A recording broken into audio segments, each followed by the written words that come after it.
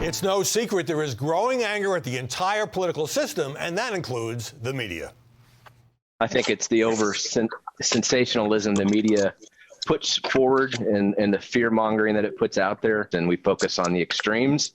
And I'm fearful about the democracy of the United States. That was Frank Luntz's focus group. Joining us now with new research is Frank Luntz, the veteran pollster who's worked with many Republicans. Frank, your poll shows that 63% think that both Democrats and Republicans are inadequate and the third-party candidate is needed. You know a third-party candidate's never going to win an election. And what role have the media played in fueling this frustration? Well, it's a cry for help. We keep ignoring it. And I thought about what was the best way to present this to you and to your viewers. But the public has now said enough is enough. It's beyond just anger. It's frustration. It's not even about an election. It's now about the entire country and whether our democracy survives. That we play these partisan games, we filibuster on shows like yours, rather than having a genuine give and take, hearing all sides of a debate and making a rational choice. And if you look at these debates that have been happening over the last weeks, they're all personality-based, as candidate after candidate smash each other, damn each other, and the voters are punished as a result. And so Americans want to change, and they expect the media to be part of fixing the problem, not making the problem worse. All right, let me jump in. You say the media have it all wrong. The public doesn't want bipartisanship. The public wants unity. Seems to me, it doesn't seem that way to me at all, in fact, that given the tribal loyalties to Donald Trump and Joe Biden and the two parties, no matter what they say or do, what allegations are made, there's a lot of polarization and hyperpartisan sentiment in this country.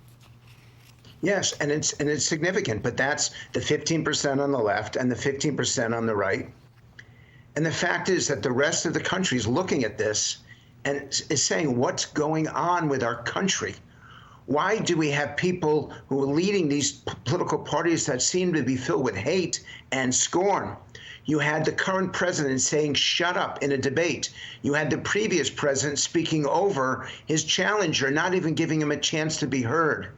If you don't think the democracy is in serious trouble, then you're not listening to the voters who are out there. And it's not about left and right anymore. It's about getting things done. It's one of the reasons there are solutions to this. Well, I'm all about getting things done, all about getting things done. But I want to throw out some more numbers. 72%, you say, are mad as hell and not going to take it anymore, to coin a phrase. Are the media stoking that anger and frustration? By emphasizing every time that a political figure is rude, is abusive, is at their worst in a public debate, when they lose their temper or it's basically a game of gotcha, only it's not a game anymore. And the fact is 95% of the time, the members of Congress are actually getting along, but they only focus on the 5% where they don't.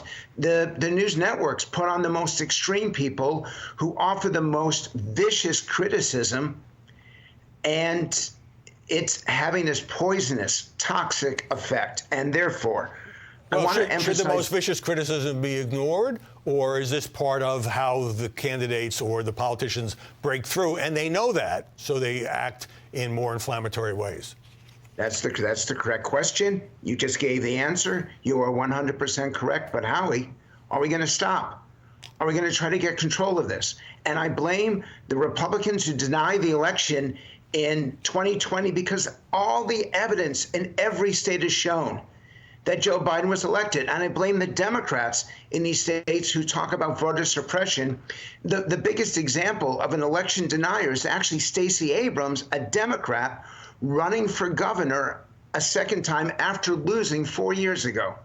So Howie, we have to be consistent. We can't be hypocrites, but most importantly, we have to show the public that we can get things done. And as a pollster, as a focus group moderator, the hate that I get in my focus groups, how people talk over each other and yell at each other. Yes, they care deeply and passionately, but we've lost civility, we've lost decency, and I'm afraid we're going to lose our democracy as a result.